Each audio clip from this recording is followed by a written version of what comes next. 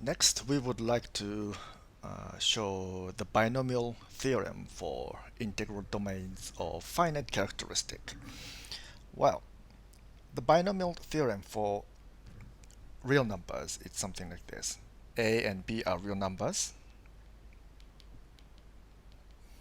and n is a natural number usually. And this is something like k from 0 to n, and n choose k, a to the power of k, b to the power of n minus k. So it's like something like this, a to the power of n times a, n to the power of n minus 1 times b, and so on, and b to the power of n. Now, what if instead of real numbers, a and b are elements of some uh, integral domain, not real numbers, integral domain of finite characteristic, then what would happen? First, let's see a few examples. Suppose D is an integral domain of characteristic 2.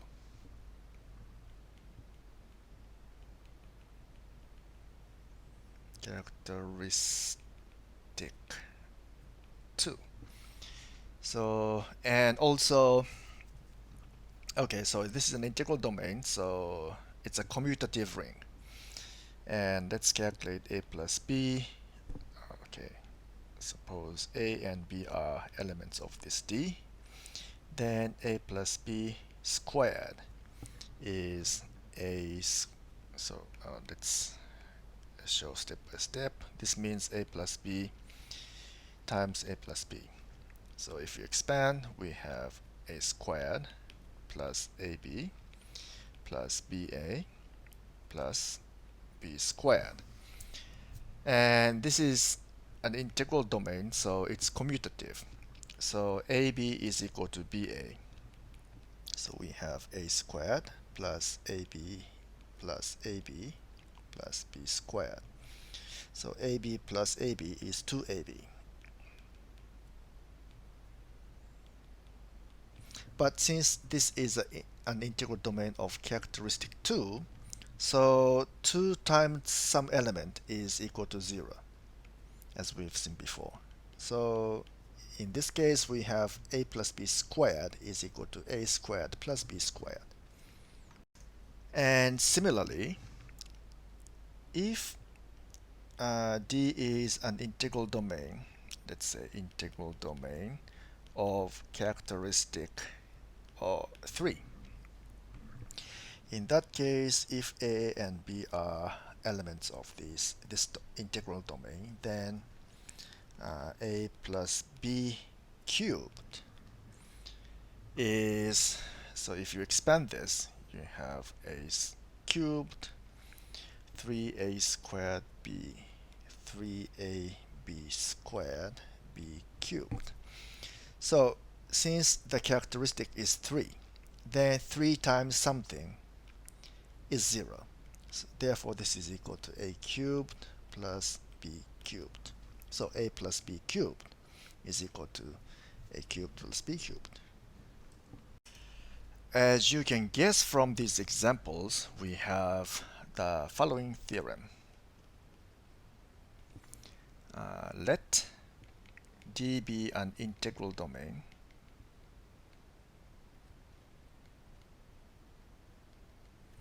of characteristic P.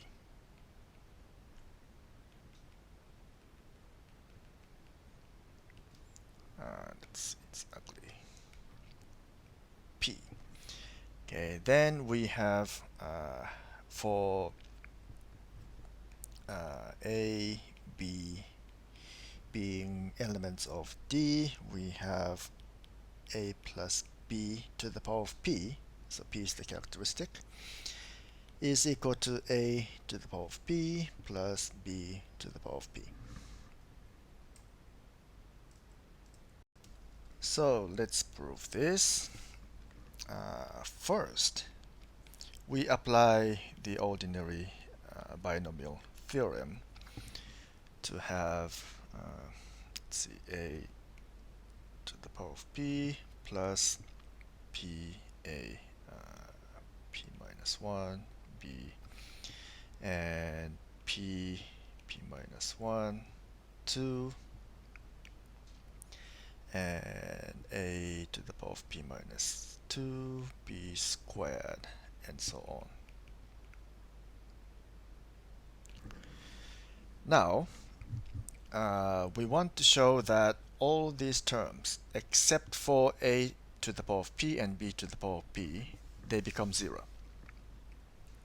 Okay, and it's easy to see that this term is equal to 0 because it contains p, which is the characteristic of this integral domain. So p times something is always 0. So it's okay. But what about this? So typically, the coefficients of these terms are something like this. P times, so basically that's P choose, let's say R. So it's like P minus 1, P minus 2, and so on, and P minus R plus 1. And that is divided by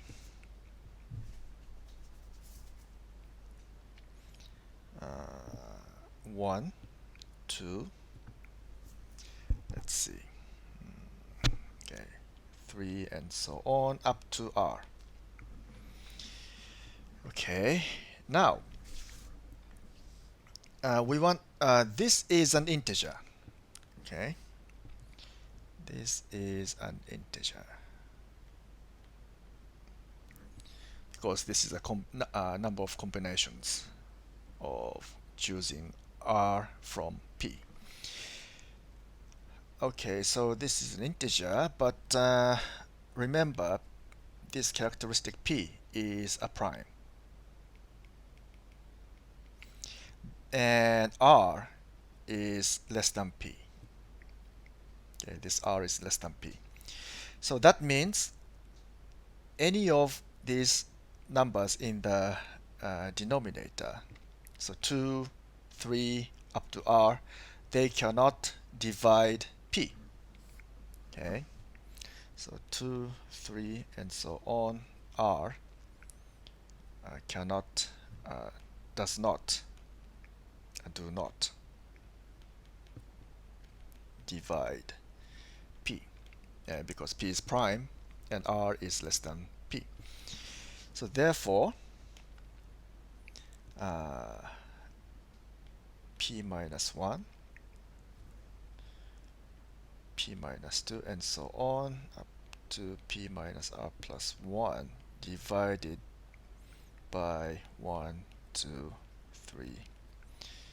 R is an integer. Okay, so this number must divide the numerator. Okay, so the typical term, the typical coefficient is something like P times an integer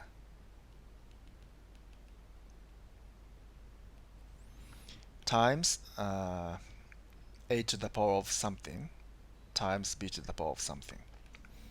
Okay, so integer and some element of d is equal to 0 in this integral domain.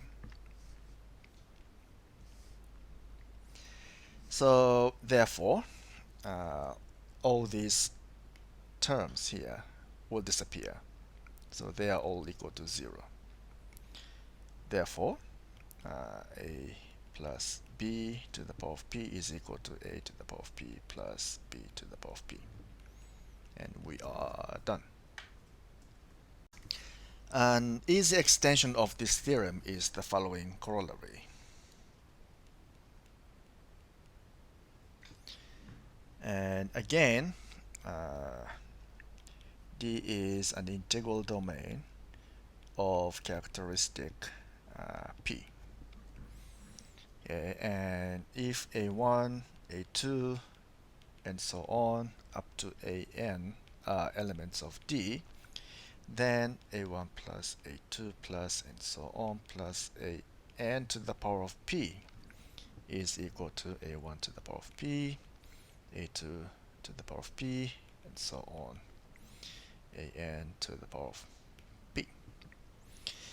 And it's easy to prove this one, so I leave it as an exercise. Just use the previous theorem repeatedly to show this. Now consider the set of integers as an integral domain.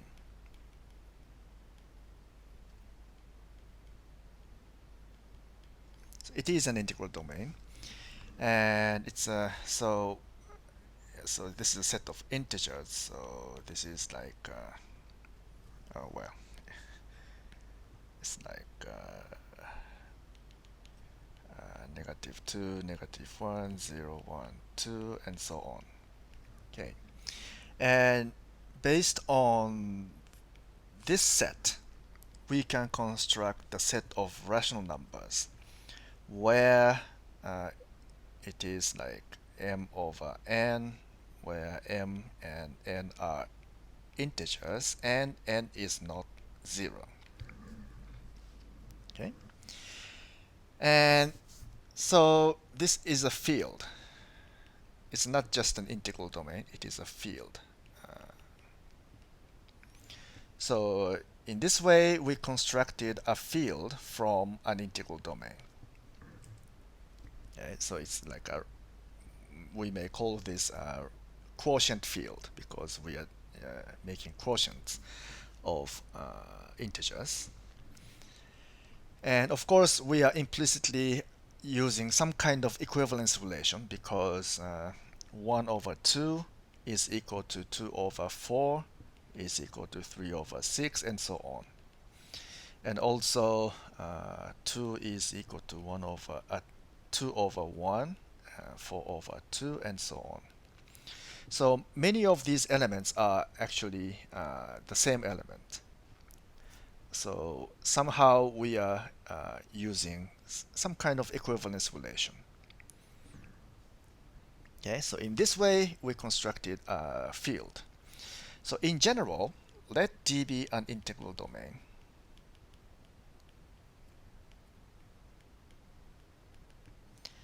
So from this, can we make a field?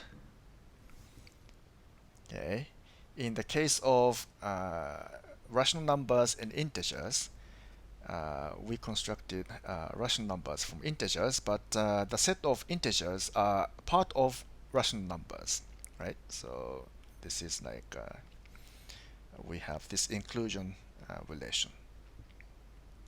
So integers are subset of rational numbers. Okay, so in this way, integers are kind of embedded into rational numbers. Okay, so if we can make a field from an integral domain, then we can expect that this integral domain can be kind of embedded. So this is not exactly a subset, but we might write it as embedding, maybe written as this.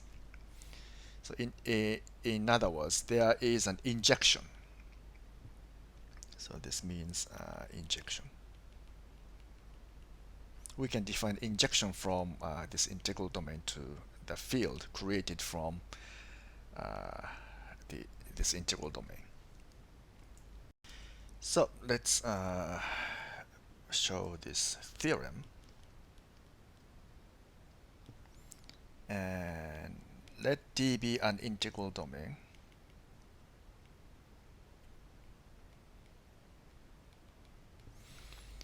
And then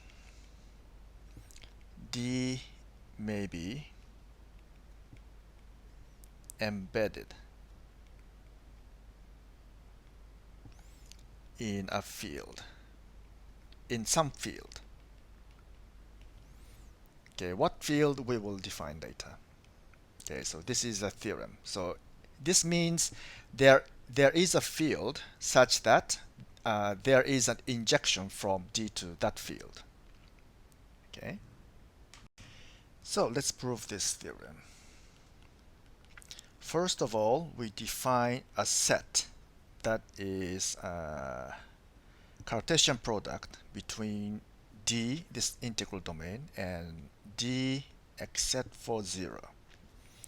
Okay, so this is like a set of pairs of elements of D such that A and B are elements of D and B is not equal to 0.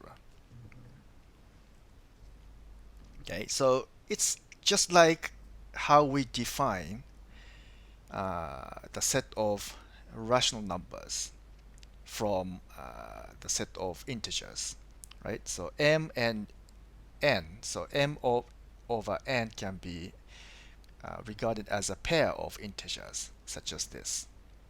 Oops. Such as this. So instead of writing m over n, we write m and n as a pair of integers, where the second integer is not 0. Okay, just like that, we define a new set of pair of elements of the integral domain D, and the second component is non-zero. Oops. Now we show the theorem in 3 steps. Step 1, we define a relation on G. Okay, relation tilde on G. Let us define this relation. Let's see. So if A, B, and C, D are elements of G, we define AB is related to CD. So by definition here, if and only if let's see, AD is equal to BC. Okay, so let's define this relation.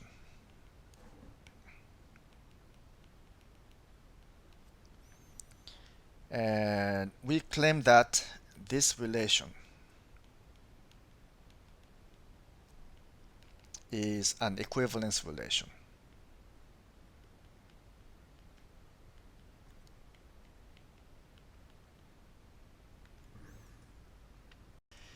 Now, to show a relation is an equivalence relation, we need to show 3 things.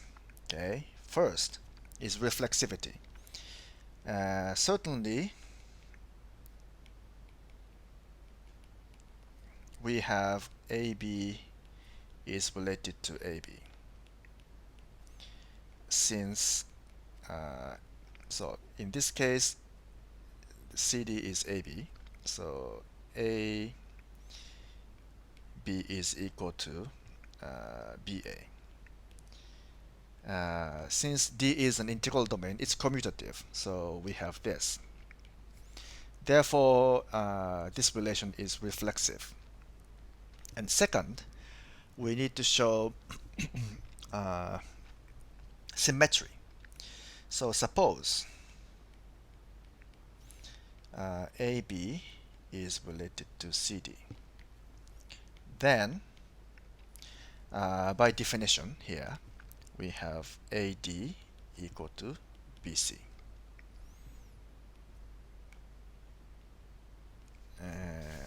Okay, and so this is equivalent to saying CB is equal to DA, right? Same thing. And so equal is equal. So this equal sign is of course symmetric, And since D is an integral domain, it's commutative, so BC is equal to CB and AD is equal to DA. So therefore, from the definition, this means CD is related to AB.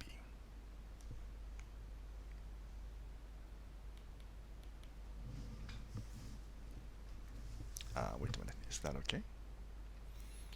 A, B, B, C. Yeah, so therefore it's symmetric. And 3 is next we need to show transitivity. Right, so suppose AB is related to CD and CD is related to let's see EF.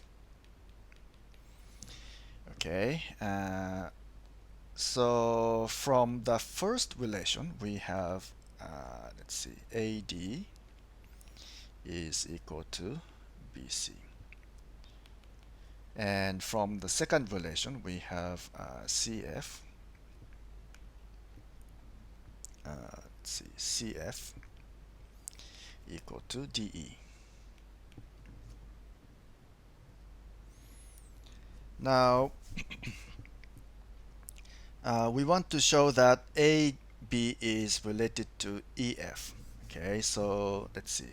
So if that's the case, we want to show AF is equal to BE.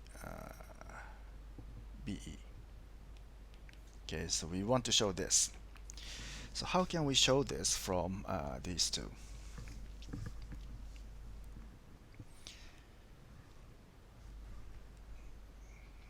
So let's see. AF. Okay, so we don't have AF directly, so consider AF times D. So AD is here. And from this, using associativity, this is equal to FA times FD, and FD, let's see, FD is equal to, since it's commutative, we have DF. And using associativity, ADF. And AD is equal to BC. And let's see, and BCF and CF is equal to DE. And let's see, using let's see, DE, DE. Okay, DE and CFDE, AF is equal to BE. So let's use commutativity here. So BED, and then use associativity, BED. So we have AF times D equal to BE times D. Note here we have AF, and BE here. And this D is wait a minute here. D is on the is a second component of the pair. Therefore, D is not 0. So it's an integral domain. So if it's not 0, then we can cancel it. Therefore, let's see, since D is not equal to 0, we can cancel D here from right and left. Therefore, we have AF equal to BE. Therefore, AB is related to EF. Therefore, transitivity is shown. So, in conclusion, therefore, this is an equivalence relation.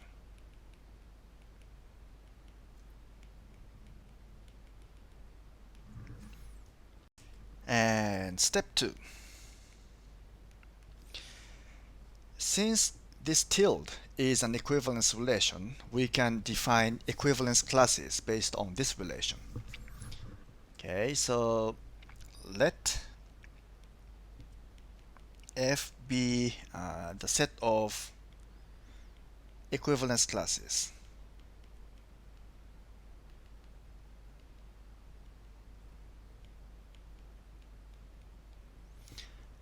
Classes of G under this relation.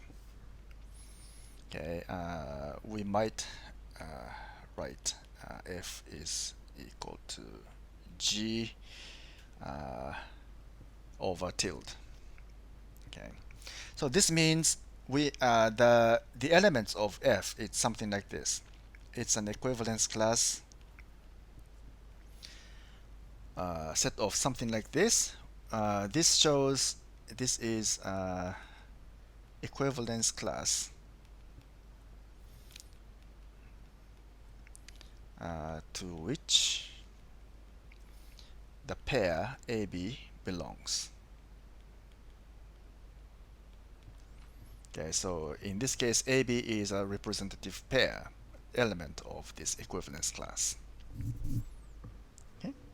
Then we introduce an addition and multiplication on this set F.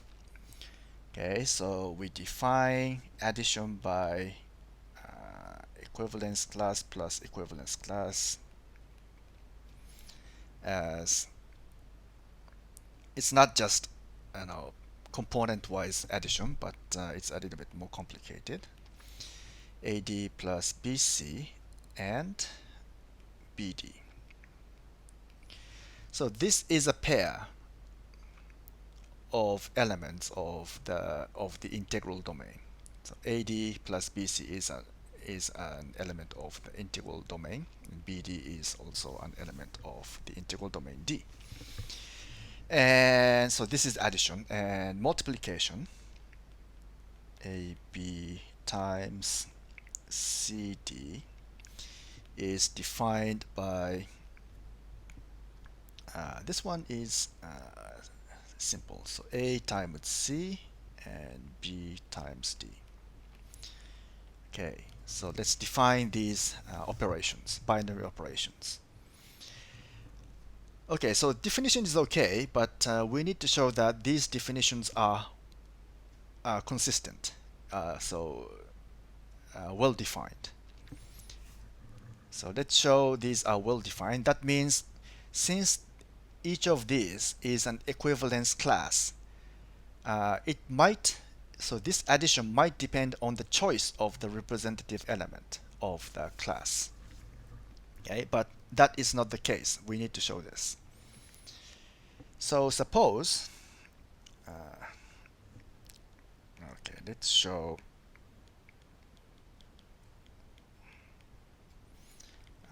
these operations are well defined.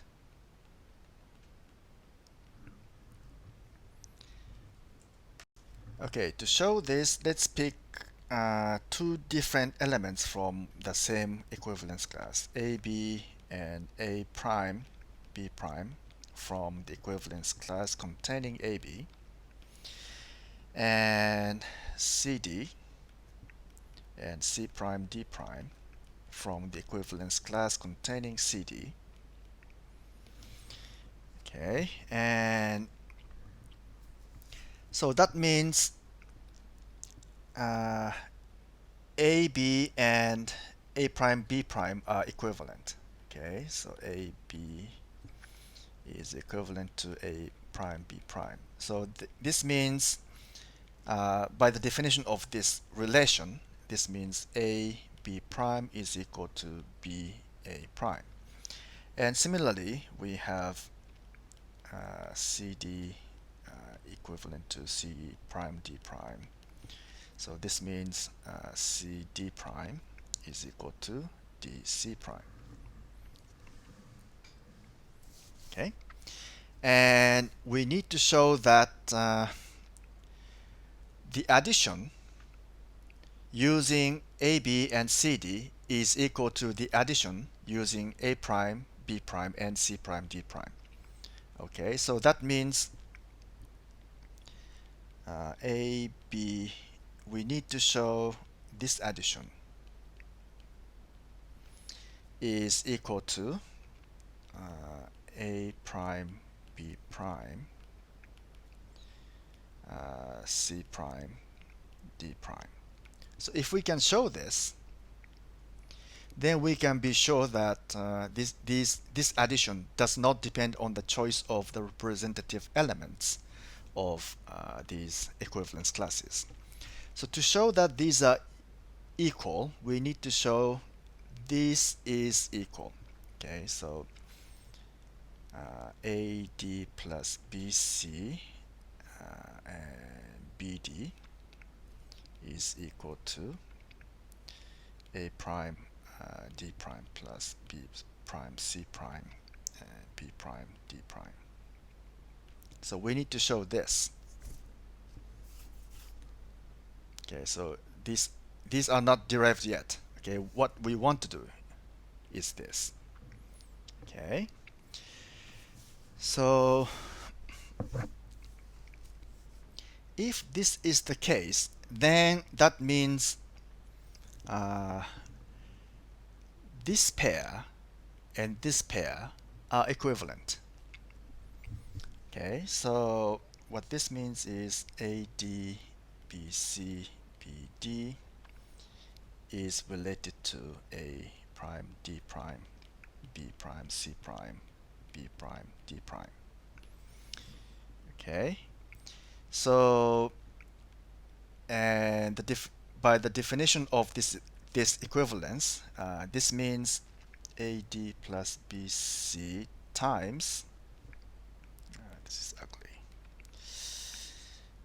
AD plus BC times B prime D prime is equal to BD A prime D prime plus B prime C prime. Okay, so we need to show this. Okay, so let's show this.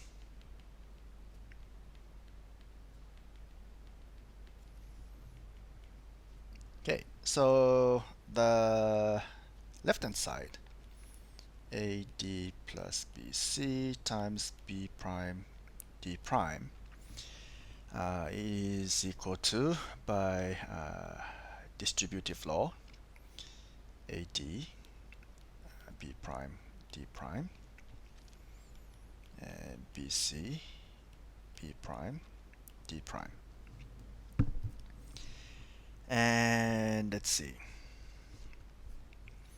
So by this is a commutative ring, so we can swap the orders of multiplications, and A let's see, B prime, so swap these, and D prime, and this is equal to C D prime and B prime. Okay, C D is here, B prime is here. Okay, and from this, let's see.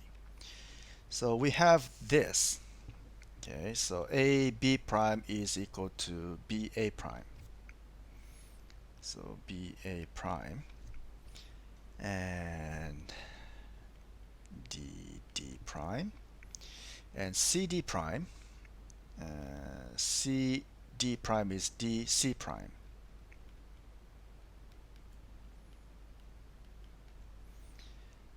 And this is equal to let's see. A prime, okay, A prime D prime times BD.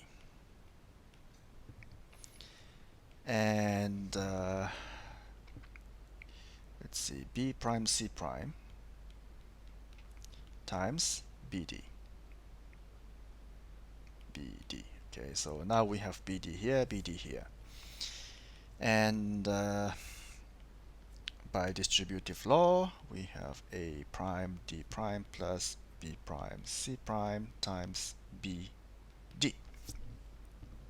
So we have this is equal to this, and this means AD plus BC and BD is equivalent to A prime D prime B prime C prime and B prime D prime. So this is what we needed to show. Okay, this one.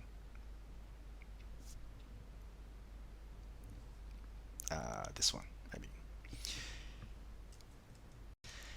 And so the addition is well defined. And what about the multiplication?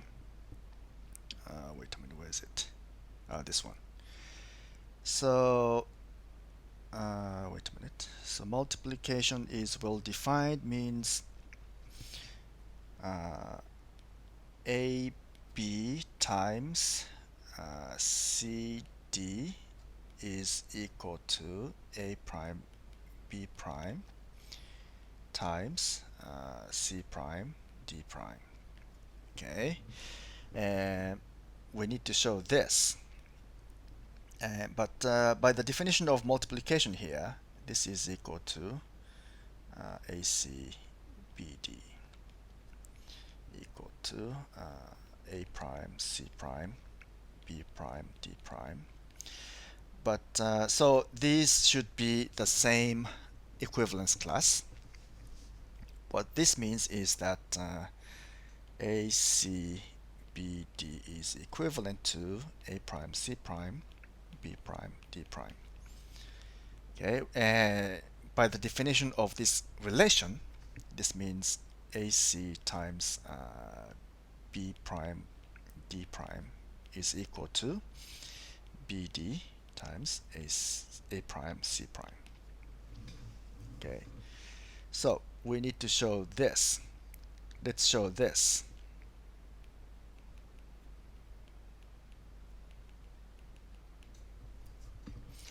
Okay, so the left hand side is AC B prime D prime.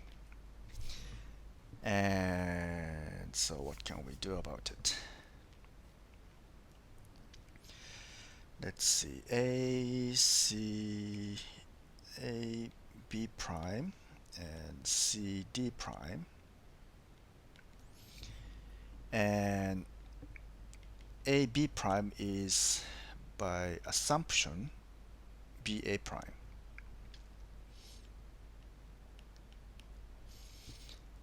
And C D prime is by assumption, what is it? D C prime. And since it's commutative ring, so we have BD times A prime C prime. So that's what we needed to show. Therefore, the addition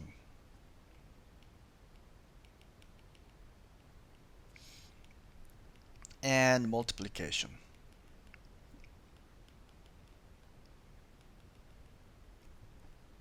are well defined.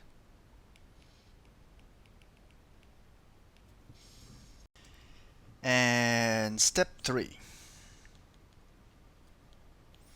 we will show F is a field. Okay, and first, addition is closed.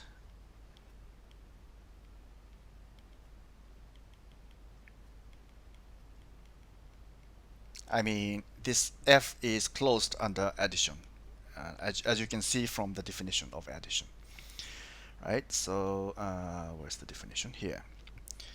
So if you add two elements of f, the result is an element of f, as you can see. So it's closed, and multiplication is also closed. Okay, and we need to show associativity. Okay, so let's see.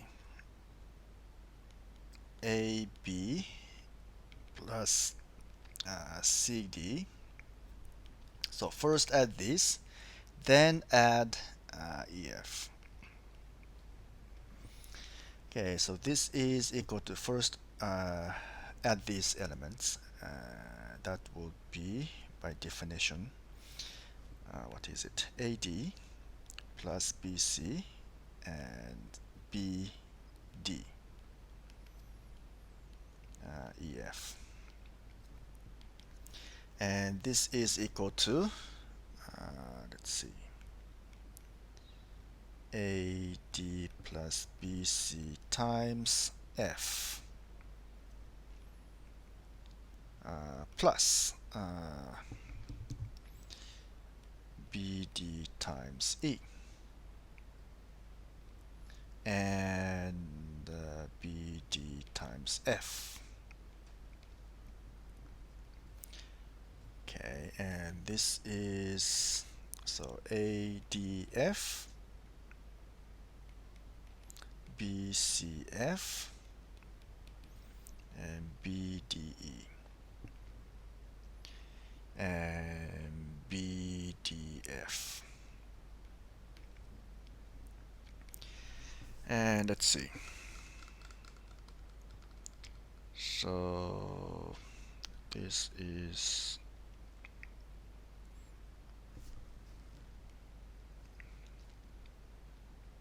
okay, and A, and let's see, DF,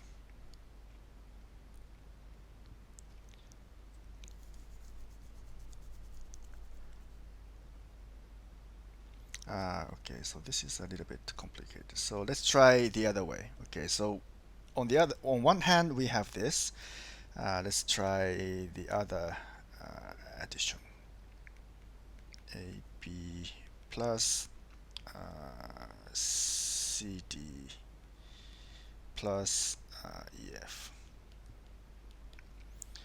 So AB is here, and CD plus EF is CF plus DE and DF. And if we add this, we have A DF plus B CF plus DE and BDF. And that is ADF plus BCF plus BDE and BDF.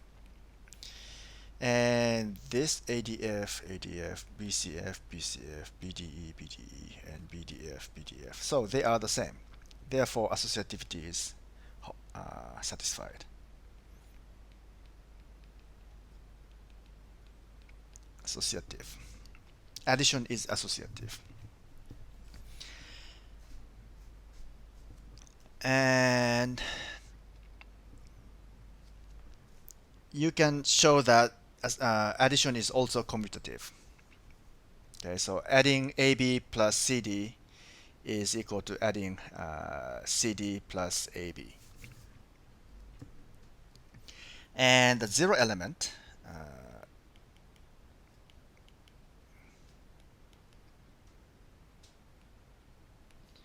is this 0, 1, which is the same as 0x, where x is non-zero element.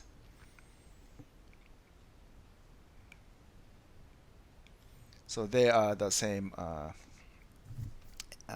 So 0, 1, and 0x belong to the same equivalence class, as long as x is non-zero. Okay, which we can show very easily. Let's see, for example. So the zero element is additive identity element. Okay, so if we add this to any element AB, so by definition, 0 and B is equal to 0, and 1 times A is A, and 1 times B is B. And of course, this is equal to AB plus 0, 1.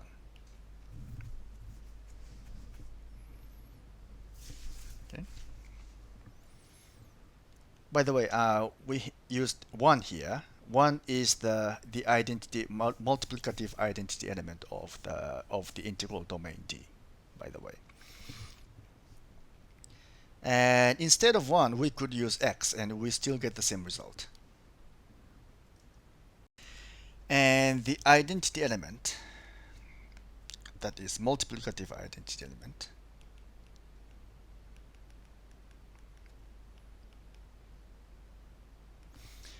and that is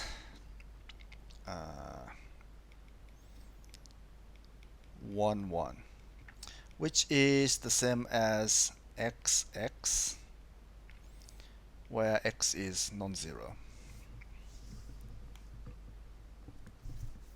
Okay, x is any non-zero element. And in fact, you can try this. 1, 1, AB. So it's just 1 times A is A, 1 times B is B. And so this is the identity element of this set F. And so, and this is also, by the way, multiplication is also commutative.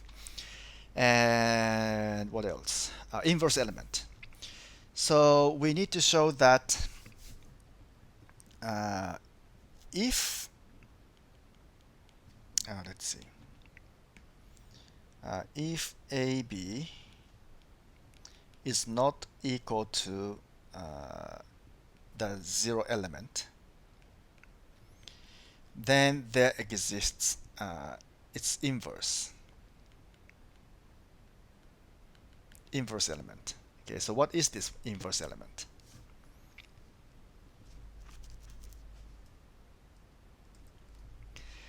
And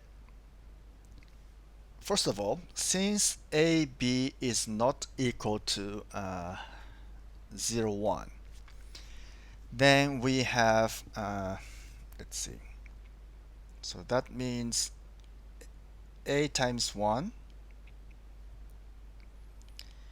is not equal to B times 0, which is 0. So that means A is not equal to 0. Okay, so that means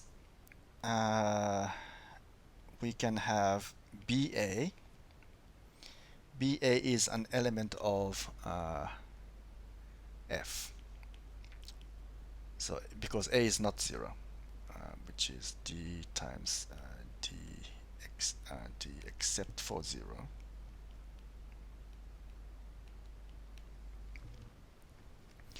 And we can show that this element is the inverse element of AB. So in fact, let's multiply these two elements, BA. And if we multiply this, we have AB and BA. But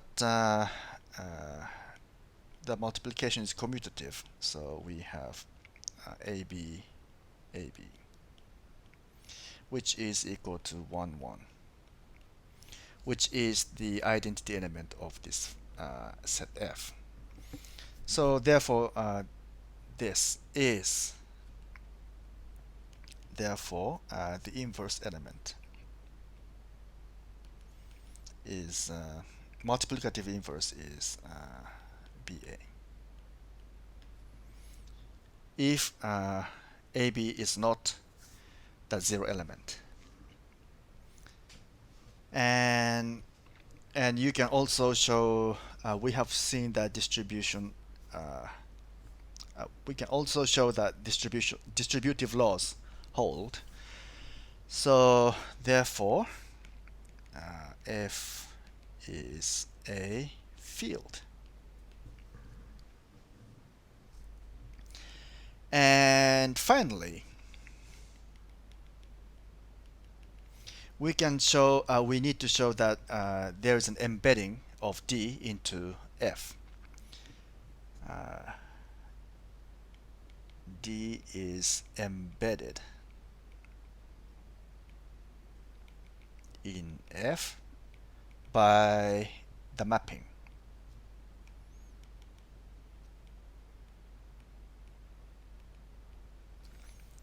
X to x1, okay, where x belongs to D. Let's see, D to F.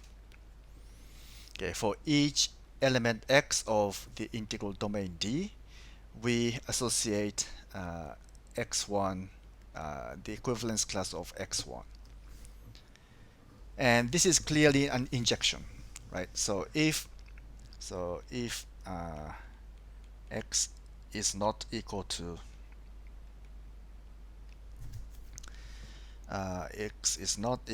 y, then the corresponding equivalence classes are not equal, right? To show this, so because of this, x times 1 is not equal to 1 times y. So this is indeed true, because this is true. So this means this mapping is an injection. So this is injection.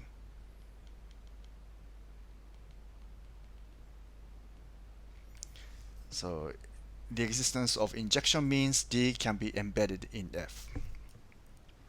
And that's the proof. And based on this theorem, the field in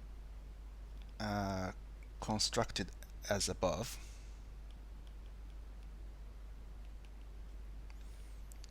from the integral domain D as above is called the quotient field, called the quotient field of D. Okay, so if D happens to be an integer, a set of integers, so if D is the set of integers, then its quotient field is the set of rational numbers. In fact, this is exactly the way we construct the set of rational numbers from the set of integers. And similarly, the set of polynomial functions in X over rational numbers, so polynomials. This is an integral domain. So based on this, we can define a field, its quotient field, Q of X. Okay. Note, this is square bracket, this is round parenthesis. This is the quotient field of polynomials. That is the uh, rational functions in X.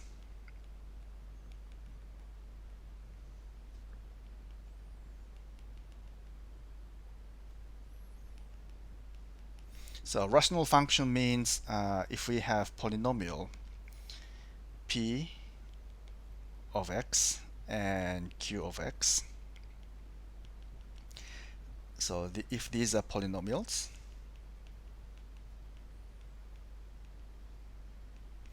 then a rational function may be something like this: P of X over Q of X.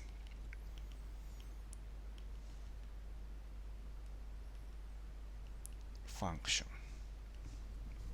Of course, we assume Q of X is not 0. Okay, that's all for today.